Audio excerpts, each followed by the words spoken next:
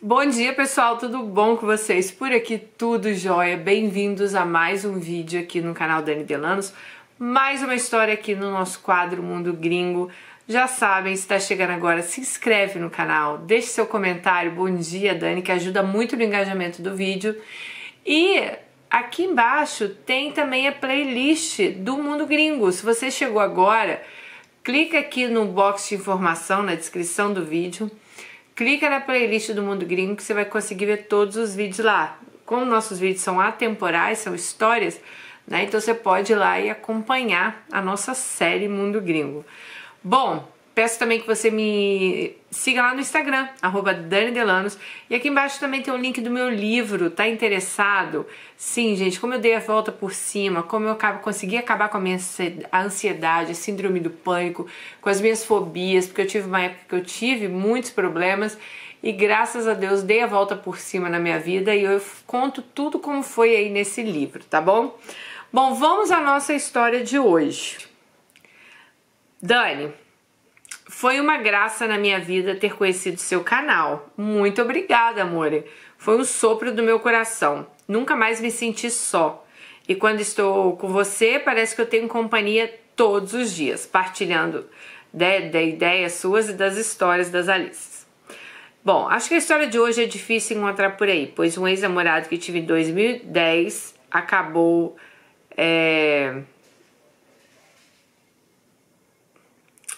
Ele acabou tirando a própria vida e ela estava envolvida nisso. Vamos ver como que foi isso. Bom, já que vocês gostam que resuma a infância, eu vou começar por lá. Eu sou uma mulher, sofro de misoginia dentro de casa desde a infância. Somos todos uma família pobre, classe C. Moramos na mesma casa até hoje. Os móveis daqui parece que estão entrando na década de 90. Meu pai é ausente, morando dentro de casa. Somos em 3 irmãos, mas a família não é unida.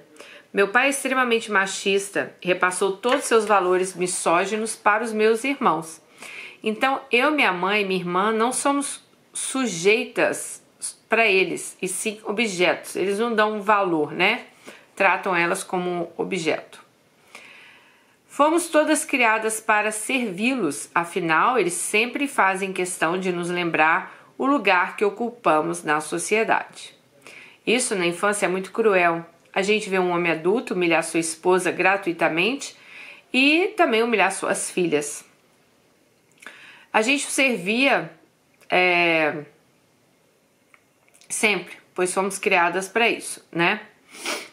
Dani, sempre estudamos em escolas públicas, meu irmão numa particular. A gente via aquilo, mas se calava. Nunca questionamos nada. Não ganho nada há anos, nem roupa nova, nem meu pai tendo um salário bacana. Mas na época, nada nos era dado. Eram coisas de higiene básica. Ou até dinheiro para fazer os trabalhos escolares o meu pai negava. Minha mãe, por imposição dele, nunca trabalhou, mas sempre vendeu de Natura, Avon, esses produtos de porta em porta. Houve um tempo que minha mãe vendeu pastel também, e eu e minha irmã ajudávamos ela a fazer. E, gente, nunca foi um homem carinhoso, tá? As roupas que usávamos eram de doações de primas. Aniversários, eles só saíam se minha mãe fizesse um bolinho. Eu ia às vezes na escola. Então eles nunca tiveram aniversário em casa também, de convidar as pessoas. Dani, eu acho que até hoje ninguém sabe quem é meu pai. Enfim, surra a gente não levou, mas em compensação ouvimos coisas que foram marcantes para a nossa vida até hoje. Partindo agora para a história de fato, tudo aconteceu em 2009. Na época eu tinha acabado de completar 16 anos. Prestei vestibular no ensino médio, numa escola técnica. Na época a escola se chamava Cefet. Hoje em dia se unificou em outras escolas técnicas e se chama IFES, Instituto Federal. Mesmo sem incentivo dos meus pais, eu passei. Na minha época era muito concorrido. Entrei no rabo da fila.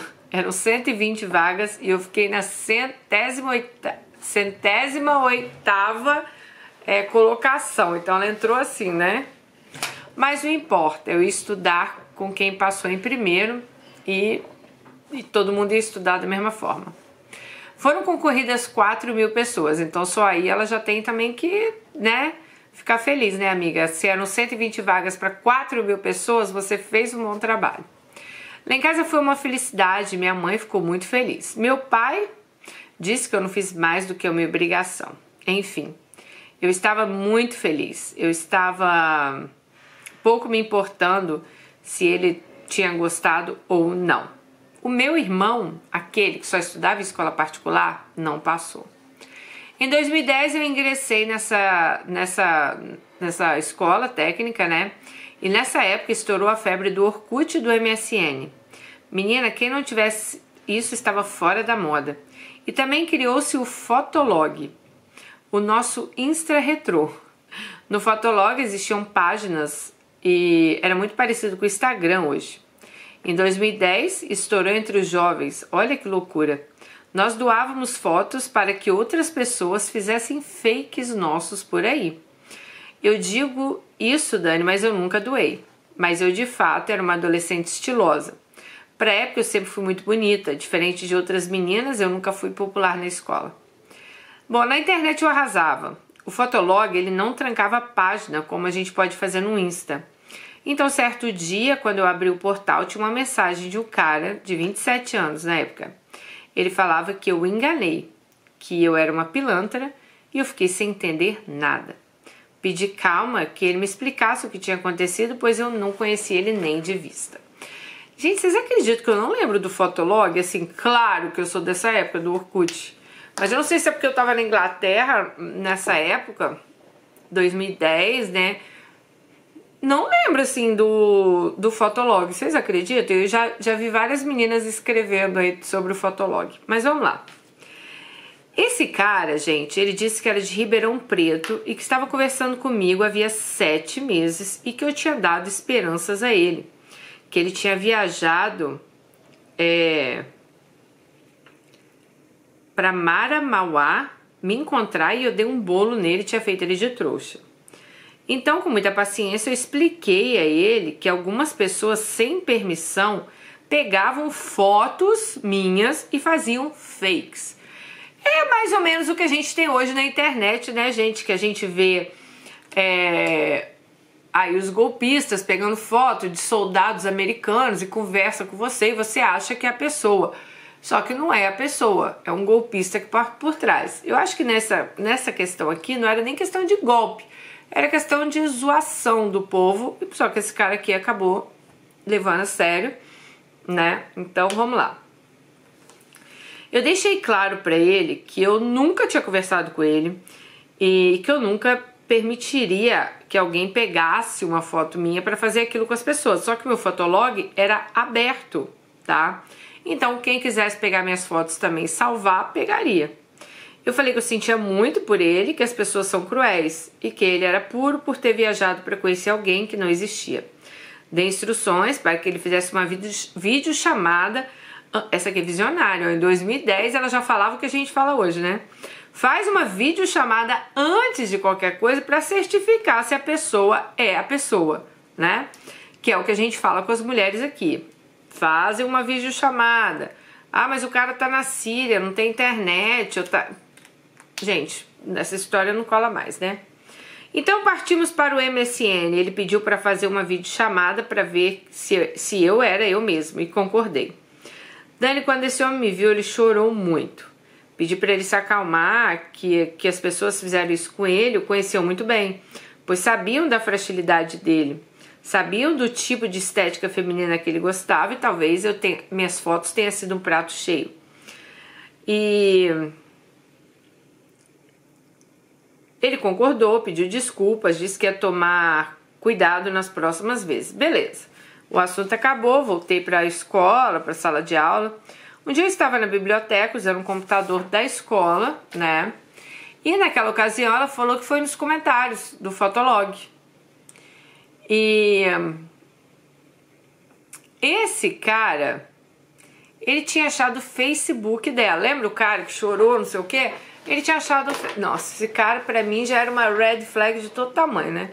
Mas vamos lá, ele tinha achado o Facebook dela e pediu pra que se eles podiam conversar, tá? Ela falou que, como uma boa amiga, falou que sim. Mas eu nunca quase acessava nada, pois em casa eu não tinha computador. Naquela época, os celulares eram Nokia 1100. A gente só tinha como mandar SMS. Ele concordou e todo dia tinha uma mensagem dele no meu Facebook ou no MSN. Quando ela ia na biblioteca, ela abria e via, né? Ele era de Ribeirão e pra mim tava de boa, respondia. Ele não seria nenhum maníaco. Mas, Dani, o que eu não entendi era que devido a essa outra pessoa que se passava por mim, esse cara acabou se apaixonando por mim, esperando que eu fosse a outra pessoa que ele conversava. Bom, vamos entender, então, tentar, quem não entendeu, né? Vamos supor que eu sou a Daniele. Eu, sei lá, uso uma foto fake da, vamos ver alguém famosa aí, da Xuxa, né? Mas vamos supor que a Xuxa é uma pessoa normal, ninguém sabe que é a Xuxa, mas vamos supor, né? Eu pego uma foto da Xuxa e começo a usar e conversar com o cara. O cara, ele tá lá, né? Apaixonado por Xuxa. Mas na verdade ele tá conversando com a Daniele. Só que ele vai lá e acha realmente a Xuxa no Fotolog e fala, você me enganou e tal. E a Xuxa vai falar, não, querido, eu nunca conversei com alguém. É alguém. Só que ele já tá apaixonado pela figura dali, né? Ele tá apaixonado ali. A primeira coisa, eu acho, que se apaixona na internet, querendo ou não, te chama atenção, é a aparência da pessoa, é aquela figura da pessoa. Então ele já levou aquela história ali pro outro lado. Dani, nessa época, meu pai acabou sendo obrigado a comprar um computador para as atividades escolares. O Cefet era um ensaio para a faculdade, era muito puxado. E lá, se o aluno reprovasse por 2 anos, era expulso da escola sem choro. Eu, com o computador em casa, as conversas acabaram sendo mais frequentes.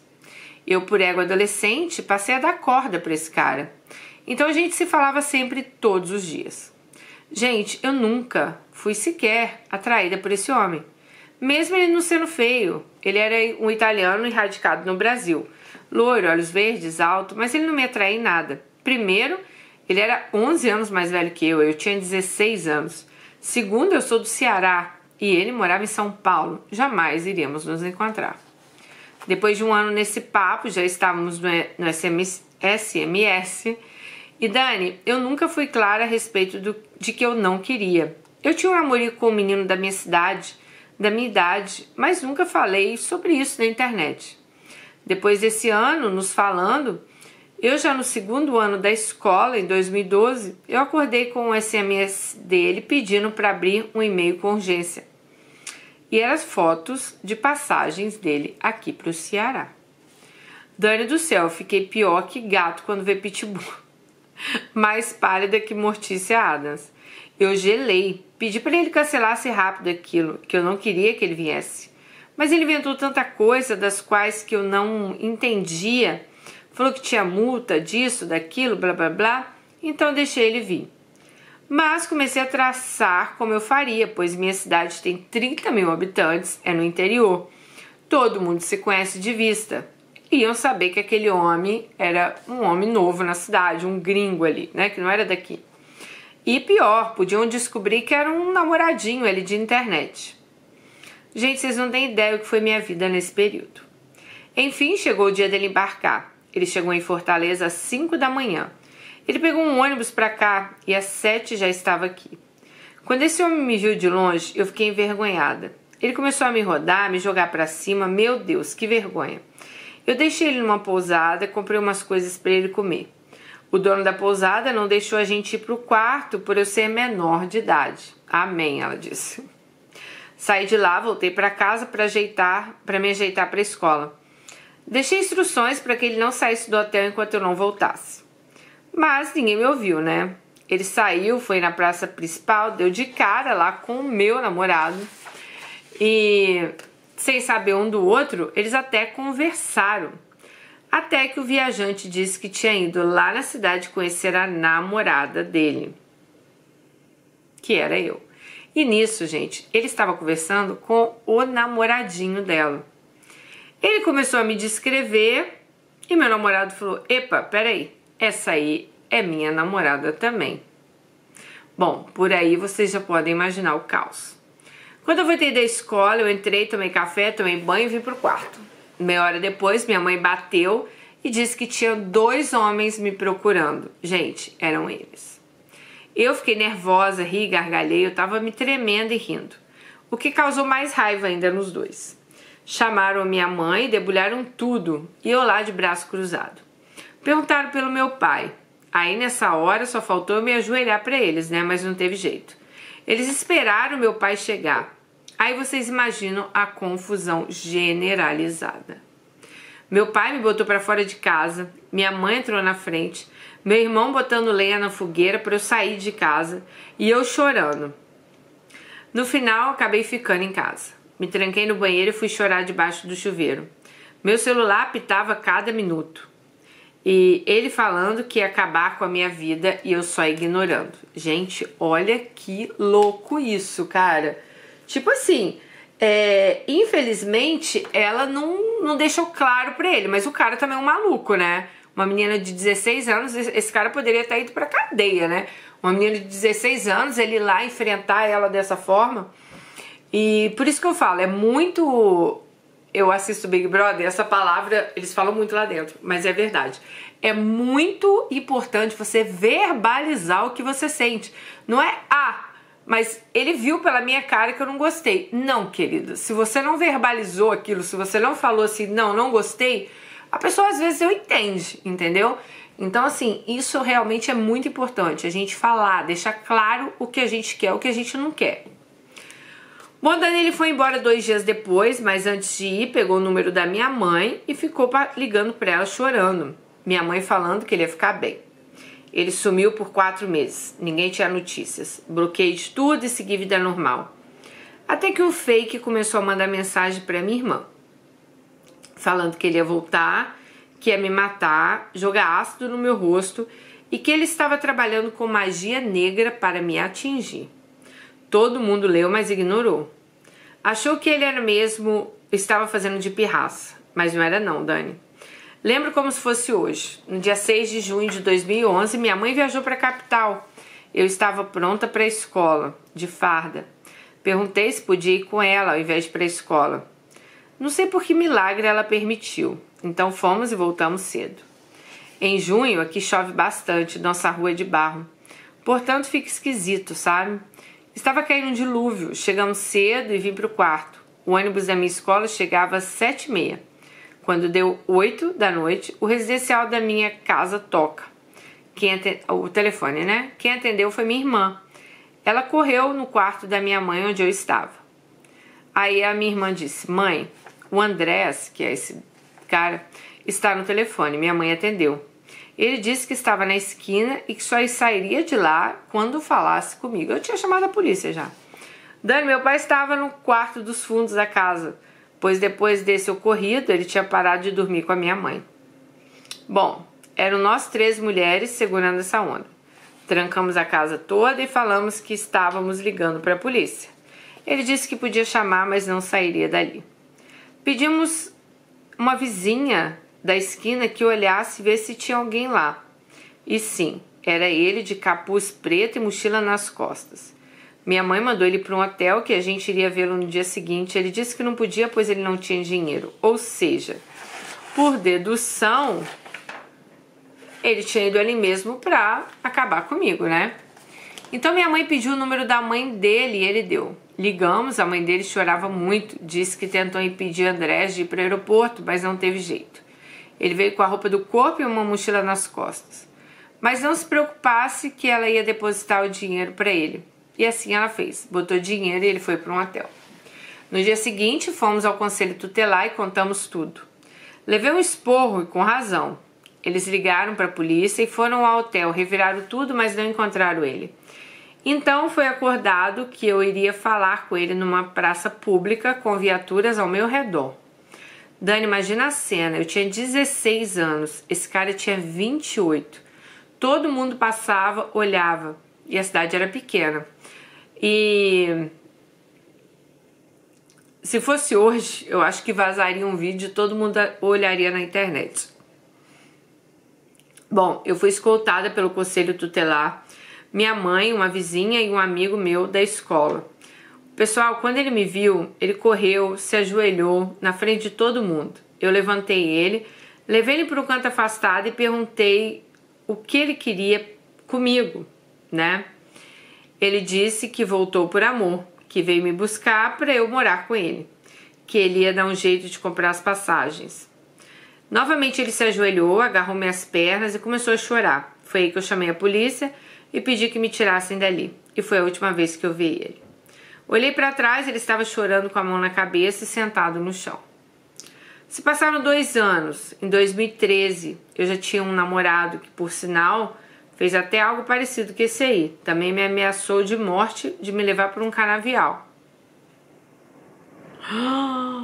Se vocês quiserem saber dessa história, deixa o like que ela vai mandar. Eu e esse namorado vendo TV na... Mulher, que sangue é esse? Eu e esse namorado vendo TV na sala quando chegou um SMS com DDD 16. Gente, era ele. Falando que um dia a gente ainda ia conversar. Mas ele sabe que um dia eu ainda daria essa oportunidade a ele. Eu gelei e mostrei ao meu ex, que era esse cara. Bom, esse meu relacionamento acabou. Consegui... Aí segui outros relacionamentos que não viam caso, né? Em 2014... eu vou chamar ele de perturbado, né? O perturbado entrou em contato com ela novamente pelo Facebook e novamente ignorei. Agora veio um pulo do gato. Em 2020 eu tinha 27 anos. Eu estava vendo uma série e tinha chegado do trabalho e vi uma solicitação de conversa no meu message. Gente, era dele. 10 anos depois. Antes de tudo, ele pediu desculpa por estar entrando em contato. 10 anos depois, cara. Tô até chocada. Ele pediu desculpa por estar entrando em contato e mandou um textão. No texto, ele falava o quanto ele foi babaca naquela época, mas que nunca teria me matado. Alguém fez aquele fake para me amedrontar. Mas, de fato, em 2014, ele procurou um centro para fazer um trabalho de magia para que eu voltasse para ele. Gente, isso tudo aconteceu em 2010. 4 anos depois, ele foi fazer o trabalho para eu voltar para ele. Olha a mente dessa criatura. Bom, mas ele disse no texto que não concluiu, pois a entidade cobrou R$3.000 e ele não tinha este dinheiro. Então, depois de todos esses anos, ele veio perguntar se eu estava bem, se a minha vida houve alguma tragédia. Medo desse homem. E coisas ruins. Resolvi responder, falei que a minha vida andou. E eu vi que a história para ele era inacabada, mas respondi a si mesmo. Eu disse que minha vida estava ótima, que eu tinha me casado, que eu estava fora do país. Menti 2 vezes, ela falou. Disse que eu estava formada, realmente eu estava, e que minha vida seguiu. Gente, eu menti que eu estava casada e fora do país, porque eu fiquei com medo desse homem. 10 anos depois vinha com esse papo ainda, né? Ela falou assim, infelizmente na sociedade que a gente vive, parece que um homem só respeita uma mulher se existe um outro homem na jogada. Bom, ele viu que eu respondi e começou a conversar, disse que a vida dele estava horrível, que nada tinha dado certo, e me procurou para saber se tinha pego algo em mim ou se tudo foi de rebote para ele. Eu reafirmei que eu estava ótima. Ele concluiu então que tudo de ruim tinha ficado com ele. Tipo assim, ele queria que ela estivesse mal, vocês estão entendendo? Ele não estava se conformando que 10 anos depois ela tinha se formado, saído do país, se casado, né? Mentira, mas ela falou. Então ele queria, como assim? Você tá bem? Eu tô péssimo? Então tudo veio pra mim, né? Bom, ele disse que ele tinha ódio no coração na época que ele vivia me atormentando. Então que ele acha que tudo isso, que a vida dele não deu certo, foi daquela época que ele tinha muito ódio no coração. Eu disse que quando a pandemia acabasse, tudo iria melhorar para todos, e ele concordou. Ele me pediu desculpas mais uma vez e eu falei que tudo ia ficar bem. Ele me procurou em maio de 2020. Em julho de 2020, eu recebi uma mensagem de uma amiga nossa em comum, dizendo que ele tinha dado fim à própria vida. Deixou uma carta pedindo para ser cremado. Daí eu fiquei 2 dias mal, sabe? Mas procurei no Google o nome completo dele e vi que realmente tinha acontecido. Essa história ficou marcada em mim, para sempre. Hoje eu vejo que ele sempre foi um homem atormentado por algo. Ele tinha uma carência extrema. Espero que ele encontre conforto por onde ele estiver. Que eu perdoei em vida e pedi também desculpas por ter causado talvez tudo isso a ele. Eu era uma adolescente inconsequente e eu não entendia da vida. Se eu pudesse, eu teria feito diferente. Eu sei que a culpa não é minha. Não sei nem o que acarretou esses 10 anos da vida dele, né? O que ele realmente passou. Ele era um realmente problemático, tá? Ela falou que ela fez uma pesquisa no nome dele. Na mesma pesquisa, ela acabou achando inquéritos ali sobre agressão física e tinha até prisões pela torcida organizada do Palmeiras. Esse cara tinha sido preso. Bom, eu sofri então 2 tentativas de feminicídio por homens que passaram anos me perseguindo. Essa foi uma delas. A outra eu vou contar depois. E é isso, gente. De onde vocês estiverem, estou mandando muito amor aí pra vocês. Um beijo. Amigalice do céu, misericórdia. Que é isso, mulher? Gente. Que homem perturbado. Gente, vocês estão vendo como a gente tem que tomar cuidado? A gente não conhece as pessoas. Claro que não foi culpa dela, né? Primeiro já começa lá de um fake que fizeram com as fotos dela e o cara já se apega no fake. Mas é o que eu falo novamente, gente. Às vezes a gente... sei lá, assim, eu vou falar isso, mas quando eu era adolescente, eu acho que eu já fiz também coisas inconsequentes, assim, sabe? De dar esperança, às vezes, pra pessoa que eu sabia que eu não queria, mas é aquela coisa de adolescente. Você quer ver a pessoa ali, a pessoa atrás de você. Só que, gente, a gente tem que ver também que esse cara tinha problemas. Com certeza esse cara tinha depressão, né? Ele tinha outros problemas ali. Então, Alice, não foi culpa sua, não foi porque... Nossa, não existe isso. Não foi porque o cara fez isso que foi culpa sua. O cara ficou 10 anos te perseguindo, o cara foi atrás de você, o cara te expôs ali na sua cidade, na frente da sua família, e você teve um livramento muito grande desse cara não fazer nada pior. E por isso que, novamente, eu falo aqui pra vocês, gente, o quanto é necessário a gente verbalizar as coisas que a gente sente. A gente fala, olha, não é assim que eu quero, ou não, sabe, não fica com falsas esperanças, porque a gente não sabe quem é a outra pessoa. Pode ser que uma pessoa, né, você dê falsas esperanças, tal, depois você dá um não, ela leve numa boa. Vou seguir minha vida, vou continuar. Mas tem pessoas que não. Por isso que eu falo, a gente não conhece as pessoas, a gente não conhece quem tá ali do outro lado. E às vezes a pessoa, né, a gente não vai nem falar nessa questão de acabar com a vida.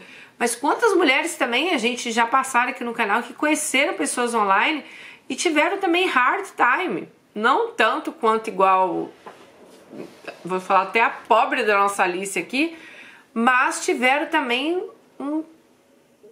tiveram problemas sérios aí pra se livrar, achando que a pessoa era gente boa, que era isso, que era aquilo. Só que esse cara aí, ela contando, ele já deixa, gente, as red flags ali, ele já deixa os sinais muito fortes ali, né? De ir atrás dela, de... sei lá, toda essa história aí tinha uma red flag muito grande aí, que infelizmente por imaturidade, ela tinha 16 anos, claro que ela acaba não enxergando isso, né? Às vezes a gente até mais velha não enxerga, imagina uma menina de 16 anos. Mas obrigada, Alice, por partilhar essa história com a gente. Que pena, né, que esse final acaba assim, uma tragédia mesmo. Imagina a dor da mãe dele, a dor também dele, né? A dor que esse cara sentia, né? Por, sei lá, talvez se sentir rejeitado, a gente nunca vai saber. Um beijo no coração e, Alice, estamos aguardando sim a sua segunda história. Beijo e até o próximo. Tchau.